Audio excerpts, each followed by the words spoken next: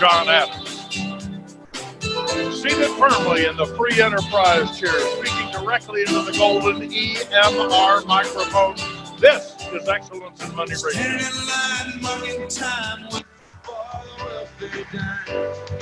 They can't buy a job. Coming to you live from Southern Command headquarters in beautiful downtown Decatur, Georgia, the center of the known universe.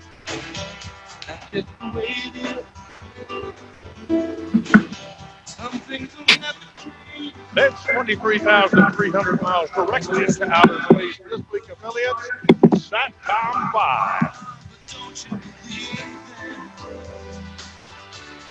Thence rebroadcast all across the fruited plain to our vast network of EMR affiliate stations. This week, 331 stations plus the island of Guam. And we are glad to have you with us on this absolutely beautiful, overcast, tornado, hurricane loaded day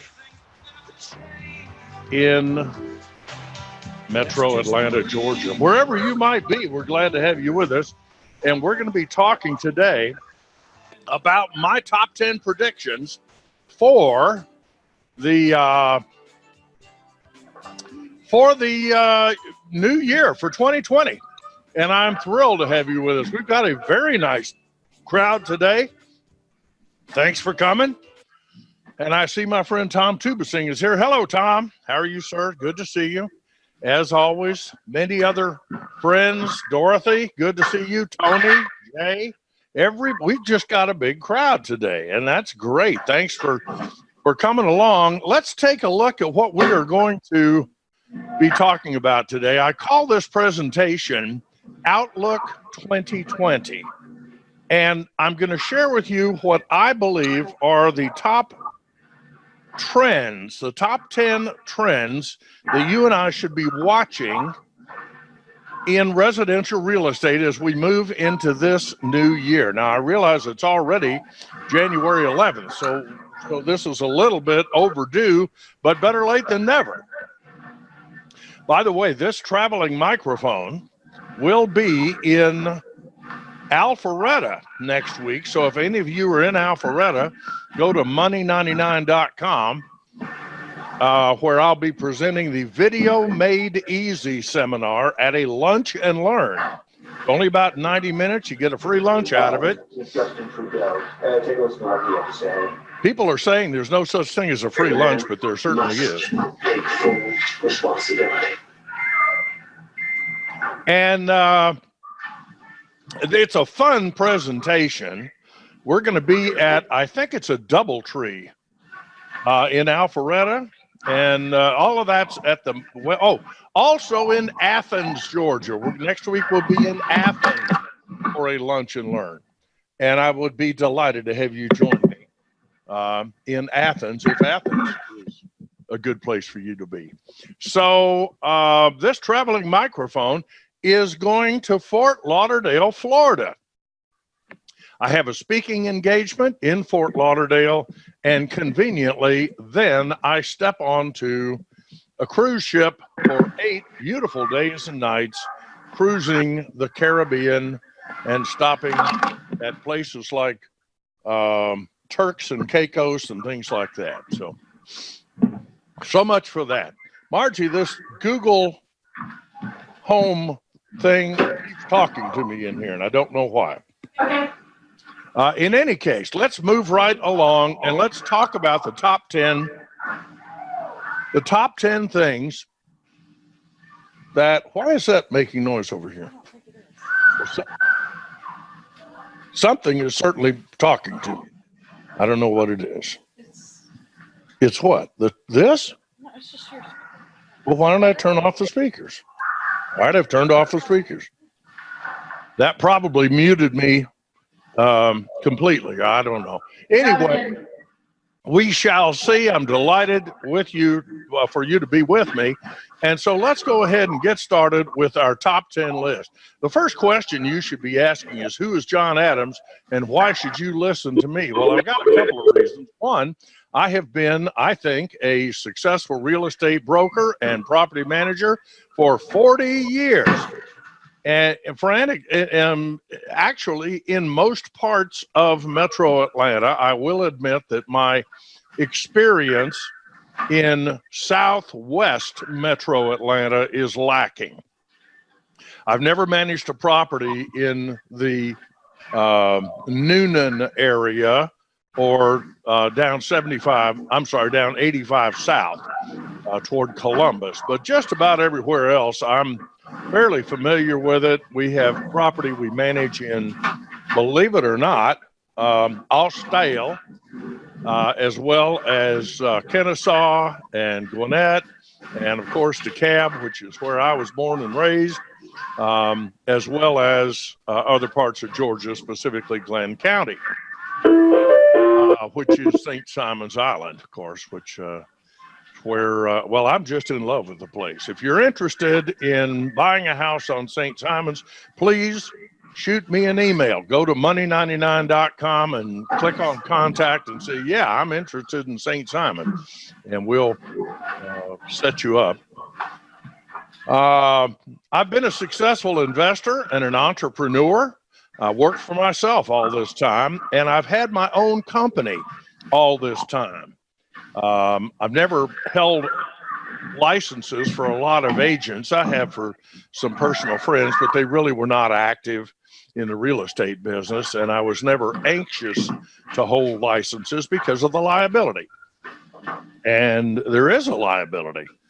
And so as a result, I've just had my own company all this time, but we've been successful. I've been a licensed Georgia broker, I think, since 1977. I need to check on that.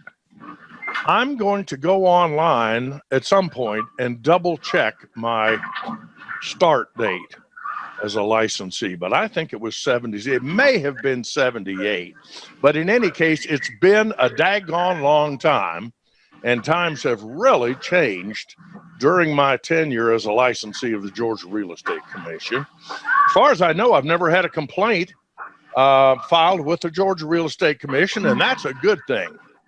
You know, nobody wants to get drug into a complaint with the Georgia Real Estate Commission. The folks down there, they don't want the complaint.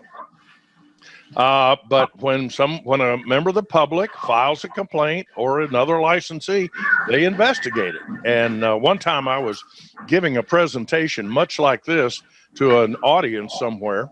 I think it was Cobb County, or I don't know where it was. And I said I'd never had a complaint as far as I knew. So after the program, there was a receiving line, and several people came up and thanked me for visiting. And lo and behold, I'm going to turn this light on so you can see me better. How about that? And by the way, you can drag my picture around, I think, on the screen. No, maybe not. Huh. Well, usually that works, but it's not now. I don't know why. Swap shared. Oh, there. Look at that. Wow, we've got video and everything. I didn't know you could do that. Margie, what are you doing with a camera on? So we'll go back. How about that? I said I'd never had a complaint. A gentleman was in line, and he came up to me, and he said, Mr. Adams, I enjoyed your presentation. I said, thank you very much. He said, my name is Craig Coffey. I'm the Deputy Commissioner of the Georgia Real Estate Commission.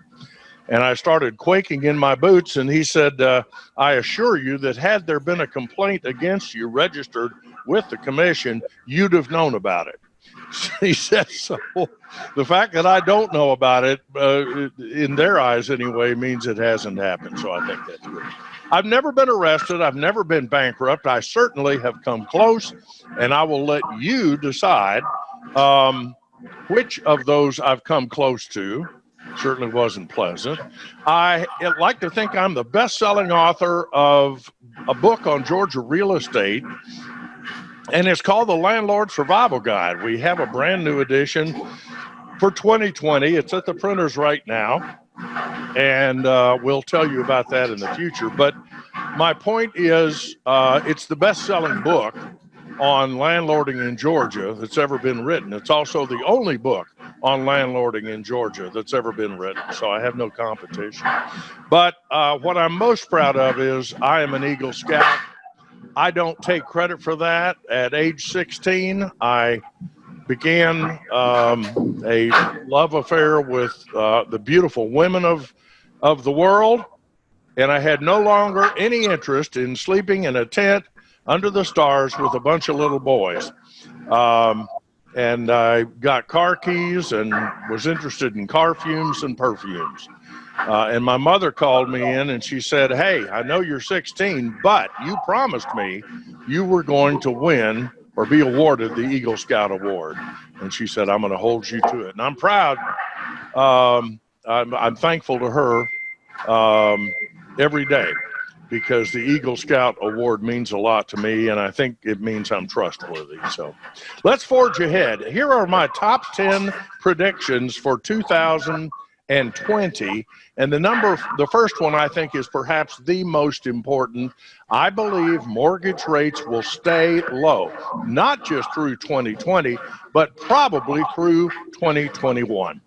There are a lot of factors that are driving this. And I don't want to get too involved in the economics behind it, because economics is really boring.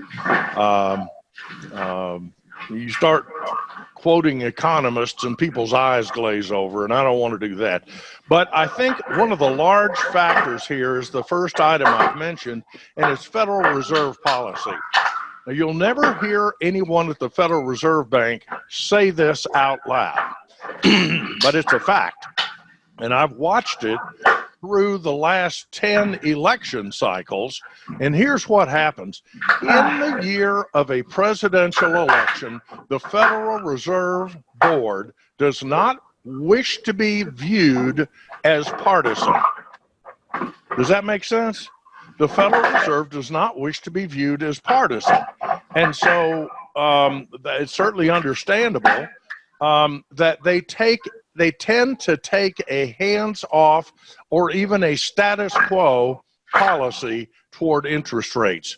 Because if interest rates were to go up greatly during the year of a presidential election, then that would hurt the economy. And people might say, well, the Fed intervened to assist this particular candidate. And likewise, if rates went way down during the election year, that would tend to help the incumbent. And they just don't want to be seen as meddling in politics. And so as a result, I don't expect the Federal Reserve Board to make any major changes. Now, that doesn't mean that if we have an external jolt to the economy, they won't react. Let's say we end up in a terrible tariff war with China. I hope that's not going to happen. I don't expect that to happen. But if that began to negatively impact the economy in a serious way, I think the Federal Reserve would have appropriate cause to step in and use its power to assist the American people. But that aside, and assuming things continue about the way they are, I'm looking for interest rates during the rest of this 12-month period at 3.5 to 3.9%. I don't think we're going to hit an average of 4%, and that's fabulous. Those of you that are grousing that we can't get back to 2.9%, listen to me. When I started, this sounds like an old man talk. When I started in real estate, 30-year fixed rate mortgage rates were at 17.5%, and they went up to 19%. And we still sold houses. I was selling houses, new construction, out in Gwinnett County. There were no roads. There was no electricity. We were quoting prices in beaver pelts and wampum. There were, I mean, there were like no settlers. It was like the Seminole Indians or something. I don't know. But anyway, I do expect international tensions to have some impact on prices, as well as, I'm sorry, prices on mortgages. Mortgage pricing is what I mean. So, for example, this, who was this terrorist? Soleimani. And I don't know who he is. I don't know anything about him. He sounded like a bad guy to me. That's all I know. I'm not going to get involved in the politics, but I will tell you this. That created a substantial level of international tension, because there was a possibility, however remote, that Iran would set off a nuclear weapon, or that we might end up accidentally in a war with Iran.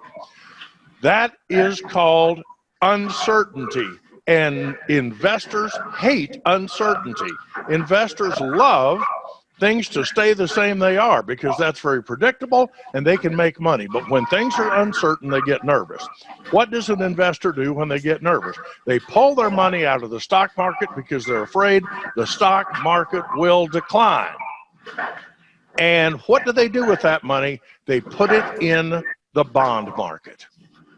And there was literally, over last weekend, starting Friday, so it's been a week ago, there was a run on federal notes and bonds. A lot of people pulled money out of the stock market and put it into cash investments, bonds. And what that did was, it drove down interest rates. We call that a flight to safety, getting out of the stock market where you have the potential to lose money, and putting the money into bonds where they are backed by the full faith and credit of the United States government, and it's believed that you can't lose money, okay? Now, it's not as attractive as the stock market when it's growing, but at least you're not losing money. And so I expect these interest rates to, there are going to be international tensions in the next year, so there will be some fluctuation in these rates, but I think it's going to be a great time generally for both purchases and refinances. The one fly in the ointment left over from I call it the recent depression, other people call it the Great Recession, but it sure went on a long time, is one of the legacies of that is that banks are now, and mortgage lenders, particularly Fannie Mae and Freddie Mac and other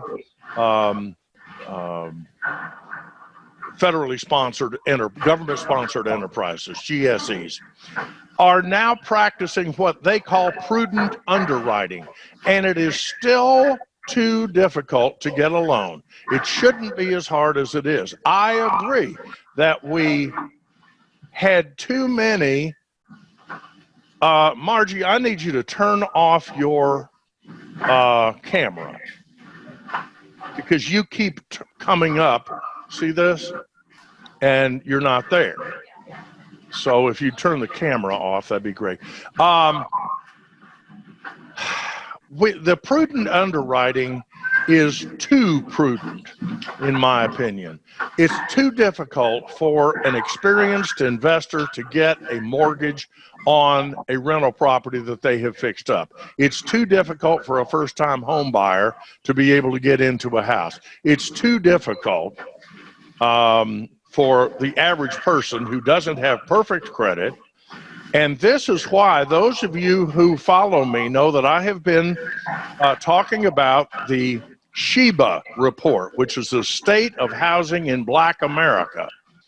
And this prudent underwriting has had a significant impact, negative impact, I might add, on the Black American home ownership rate, which is now declining. Every other group is seeing an increase in their home ownership rate, except African Americans. And I believe it's because that community has been traditionally underserved, both by the mortgage industry and by the real estate industry. Now, if you think I'm crazy, that's fine. I'll debate it with you. But before you do, get a copy of this SHIBA report. If you'll go to Google and type in SHIBA report, it's called The State of Housing in Black America, and it has some shocking statistics. And this is why I am so proud of my friends over at the Empire Board of Realtists. You're saying, wait a minute, John, what is a realtist? A realtist is a member of the National Association of Real Estate Brokers, which was founded in 1947 because racists at the NAR said we will not accept African Americans as members, as realtors. And they said, okay, we're going to start our own professional trade group, and it exists to this day. So much for that. I just want you to know prudent underwriting is having unintended consequences. Let's move to number 2 here. I believe home prices are going to keep rising. I think we will see modest gains in 2020. I don't expect we're going to hit double digits, and we shouldn't. The economy is strong, employment is strong, but we don't want runaway inflation. What is our situation? We have a low supply. Any realtor will tell you that right now. We don't have enough inventory, and demand is high because millennials are finally stepping up to the plate and buying. A lot of them are turning 40.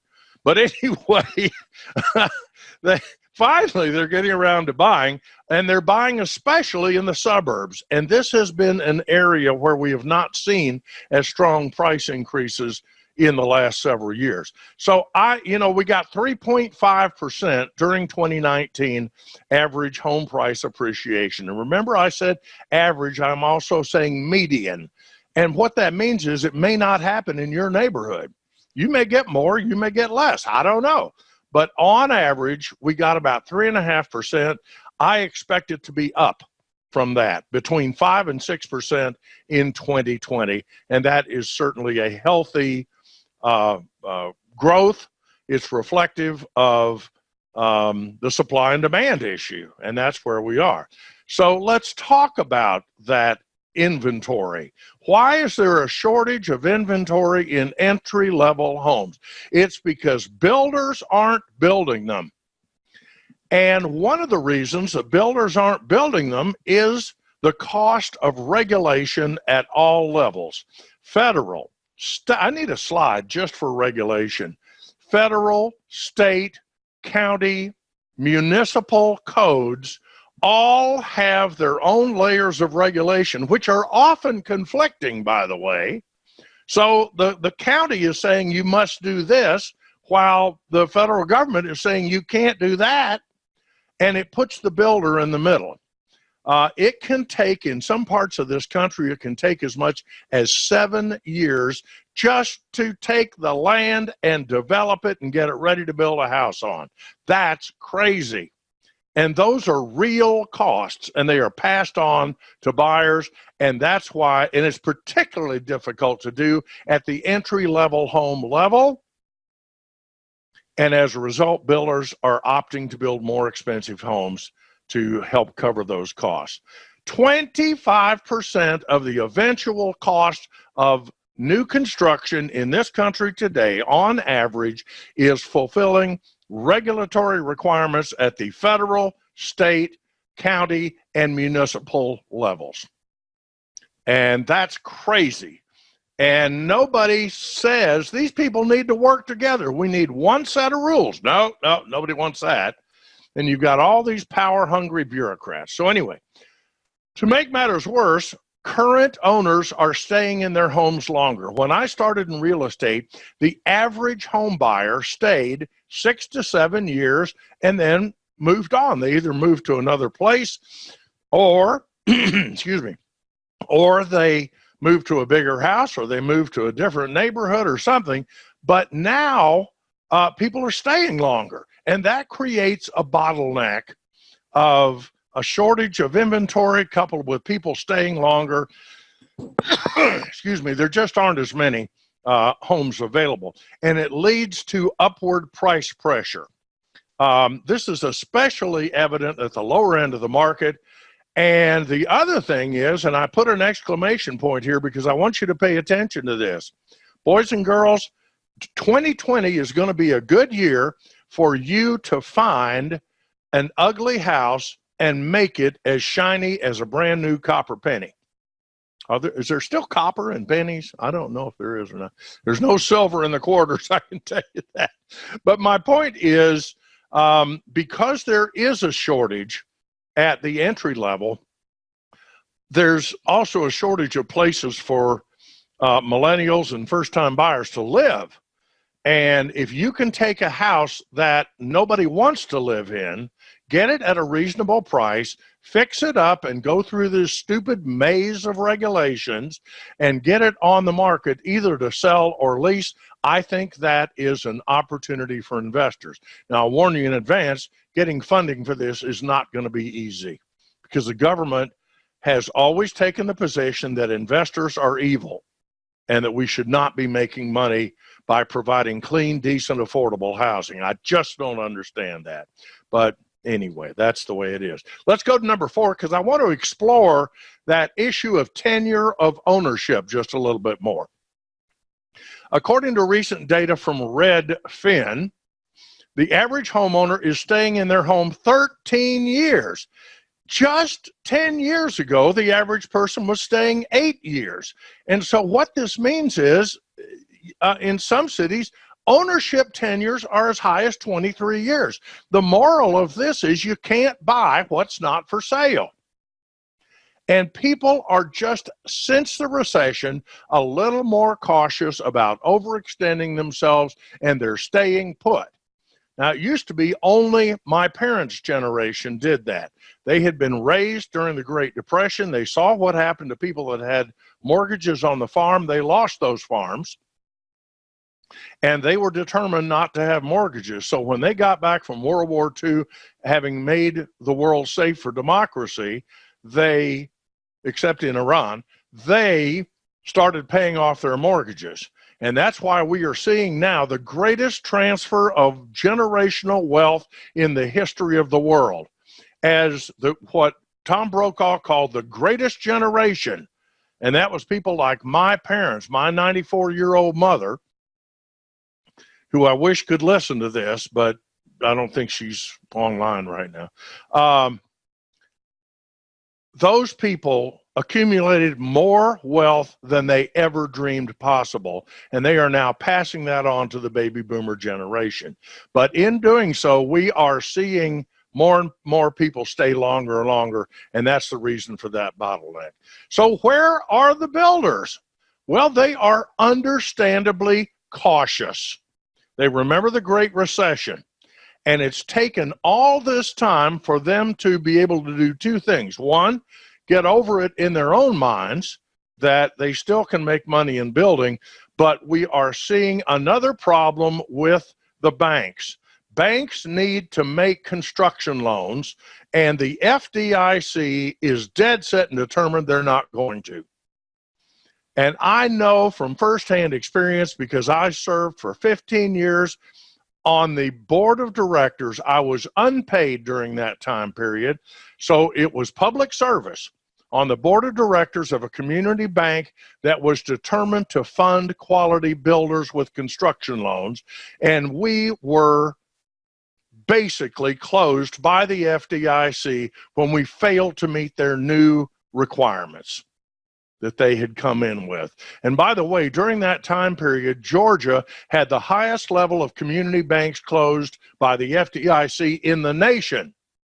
And it's just not right. And it's harder today for builders to get construction financing, which they have to have, and because of, quote, prudent underwriting. So the FDIC may consider it prudent. I don't. And the good news is builders have the highest level of optimism right now that they've had in 30 years, but supply is going to continue to be a problem in 2020. By the way, all of these are just my opinion. This is not, you know, this is based on the research that I have done and the predictions of people who know a lot more about it than I do. But you need to take any prediction with a grain of salt. So, except mine, of course. No, I'm kidding. Take everything with a grain of salt. Number 6, millennials will keep up their home buying streak while boomers are bottling up the inventory. Look at this. Millennials are going to make up a whopping 46% share of the home buying market in 2020. If you are a real estate professional and you are not catering to millennials, you're missing out on half the market. These people only shop online. They are not going to call you and come into your office and meet with you. They're going to find the house they want online, and maybe they'll call you then. To make things worse, baby boomers are going to stay put. I expect baby boomers to, in fact, spend more time in the houses that they have rather than giving up. We talked about that a little bit earlier. Recently, Margie and I live over by Emory University. We have a 4-bedroom, 3.5-bath home, and it's just me and Margie and the 2 rescue dogs, okay? And a friend of mine who is a millennial said, "Why are you tying up that perfectly good 4-bedroom house in the city of Decatur when you don't need that much space?" I said, "Because I own it, and I own it free and clear. That's why." None of their business. But I'm just giving you an idea of what the mentality is here, okay? Number 6B, because this is not, it's just sort of an add-on to 6. So 6 had to do with millennials. 6B is advice to you and me as real estate sales professionals and marketing professionals. This is a great year for you to upgrade your online listings. Virtually all millennials use the internet for their home search. More than 80% of them found the home that they eventually purchased on a mobile device last year. This is statistics from the National Association of Realtors. What that says to you and me is you need a sophisticated lead generation platform. You need to be using Google AdWords. You need to be using Facebook pay-per-click, because that's where these people are. I know you may not be there. I may not be there, but I'm telling you, this is where 46 to 50% of your market is. And millennials demand strong online marketing. So if your broker is not providing these things, you need to call me and talk about a broker that will provide them at no additional cost to you. And you can contact me at money99.com. That's all I'm going to say about that. Number 7, the real estate industry is going to continue to digitize. I'm not going to sit here and reminisce about all my experiences 40 years ago when we didn't have cell phones, we didn't have fax machines, we didn't have pagers, we didn't have the internet, and we didn't have online multiple listing service. We just didn't. What in the world is that? So anyway, thank you. The industry will continue to digitize. The mortgage and real estate spheres. Did you notice how I professionally, I am a broadcast professional. Please don't try this at home. You could hurt yourself badly. The mortgage and, don't laugh in the back. The mortgage and real estate spheres, I am a wordsmith, okay? Some people have a way with words. Other people not have way. The mortgage and real estate spheres have been moving away from their manual, paper-laden processes in recent years. Have you ever been to a real estate closing and you got to sign 500 different pieces of paper, all in blue ink? You have to sign 6 contracts. You have to sign 6 sets of closing documents, but don't sign more than 1 copy of the note. I always laugh at that, but anyway, 2020 is going to see the trend away from paper contracts and paper trails. That trend is going to expand, especially as we see more tech-savvy millennials enter the market. I personally am not comfortable with the idea of a digital signature. Okay? I think anybody can push a button and anybody can say, well, John Adams owes $300,000 now in his house because there's a mortgage and somebody pushed a button. Well, how do they know it was me? I don't know. But nonetheless, I'm 65 and I'm much older than the average person buying real estate today. And that's why we're going to continue to see, I believe, a growth in the digital impact on residential real estate as we move forward. And it just has, here's Ranger, if anybody holds your head up, huh? There he is. There's his head right there. Okay, good boy. Yes. Okay. All right, we just had to say hi to Ranger. He's going to leave here in a minute. Oh, he wants to eat. I don't have anything for you, buddy.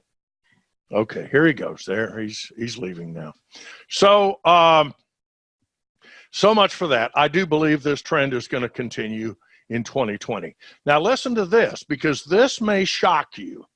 I believe that video is going to begin to replace email as a communication tool. Look at what you're doing right now. You're looking at video of me.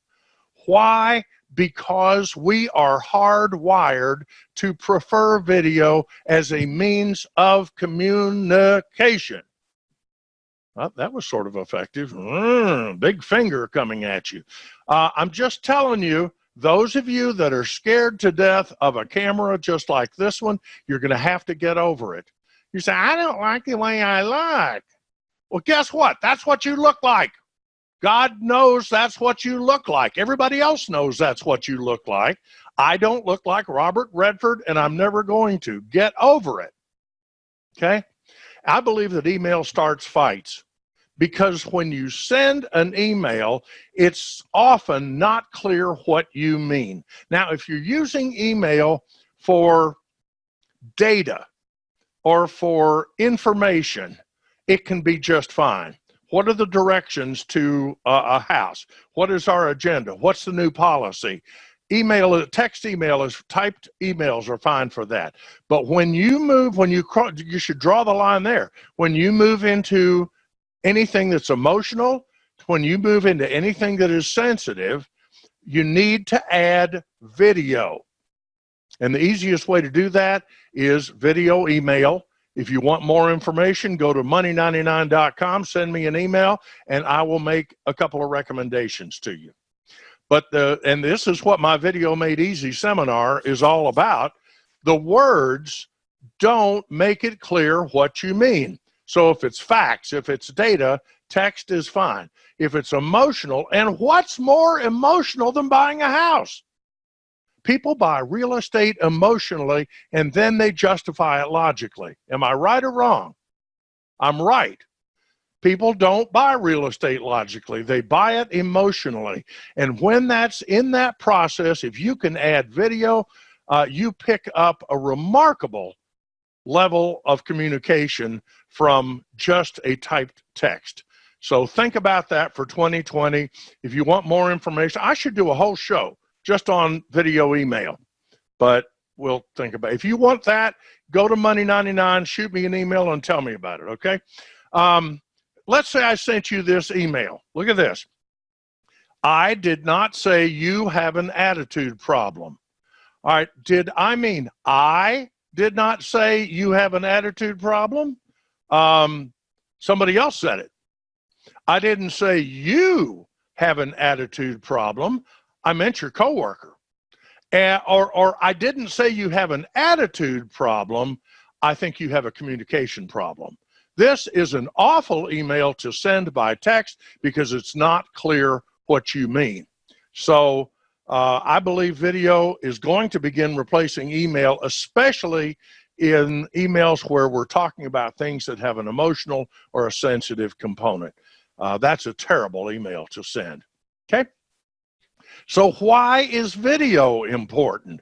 Well, I believe it's because we are hardwired. From birth, a larger percentage of our brain is given over to receiving, interpreting, and understanding the visual sense than any other of our six senses. I'm not saying they're not important, but babies Studies have shown that as much as 80% of their waking hours, babies are staring at their mother's face during the first 2 weeks of life. And what are they doing? They're imprinting. Absolutely, they're imprinting. So, and that's just universal. So I just want to bring that to your attention. So how do we get ready for number 8? I believe video is going to become increasingly important in real estate marketing during 2020 and something you need to know about. So much for that. I don't like the way I look on video. I know, I've heard that a million times. Guess what? That's the way you look all the time. So don't worry about it. It's like riding a bike. I can't ride a bicycle. I don't know how. Well, guess what? Your dad put training wheels on your bike when you first learned to ride a bike, and eventually you didn't need the training wheels anymore. Video is a learned behavior. Ranger has collapsed on the floor behind me. Video is a learned skill that can absolutely help your business, but you've got to get past this silliness of I don't like the way I look on video. Get over it, okay? Number 9, and we're starting to run out of time here, but I'm going to cover all of these.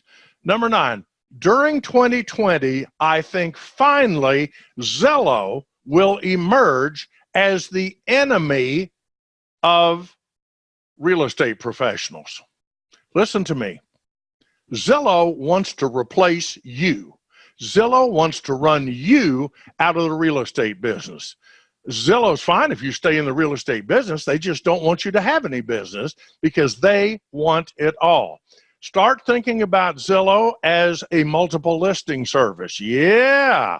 Start thinking about Zillow as a lender. Yeah. Start thinking about Zillow as the closing attorney or the closing agent. Because if you're going to get the Zillow loan, you have to close it, of course, with a Zillow attorney in Georgia. And you also are required to use Zillow insurance. I know some of these things are not yet in place, but they're getting ready to be.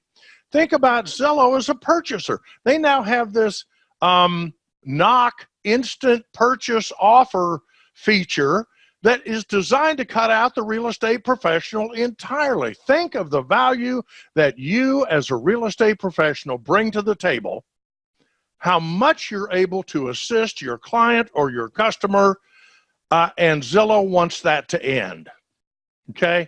And start thinking about Zillow as replacing the realtor. These people are not your friends, and yet we have a tendency to embrace them. I am publicly calling on your local board of realtors, the Georgia Association of Realtors, and most importantly, the National Association of Realtors, as well as the National Association of Real Estate Brokers, the Realtists, to declare war on Zillow and refuse to cooperate. So I'm just telling you, this is a trend I believe is going to become more important in 2020. So much for that. If you'd like to debate the issue, go to money99.com and contact me. I'll be happy to chat further with you about it. And number 10, and this will be my final prognostication, and I would remind you that this really has been nothing more than my best guess of what we're going to run into in 2020. Do I have I think a unique perspective? I'm no crystal ball reader. My crystal ball is cloudy, but I am exposed to a lot of very smart people. A lot of them are people just like you that share their experiences with me from a wide variety of areas and backgrounds and areas of expertise. So to that extent, I think I have an interesting or unique position, but this is just my guess. Number 10, I see no recession in sight. And I think that will come as a relief to a lot of us who lived through the terrible, terrible years of 2010 through 2015. That was a bad 5 years in the real estate industry.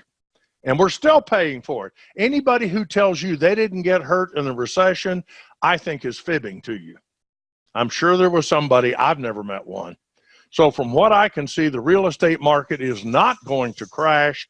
I think I read somewhere that there is somebody ran an algorithm on it, and I haven't known what an algorithm was since 8th grade, but they claim economically there is an 11% chance that we're going to see a housing market crash during 2020. I'll take those odds any day of the week. 89% good, 11% bad. Roll the dice. So those are my predictions. And I would close by saying that in this world, and this is a quote from one of my favorite founding fathers, Benjamin Franklin, very interesting individual.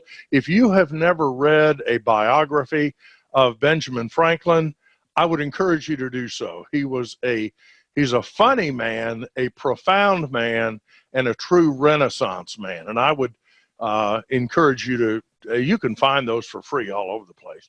But he said, in this world, nothing can be said to be certain except death and taxes. And certainly that's what we're all looking forward to, isn't it? Death and taxes.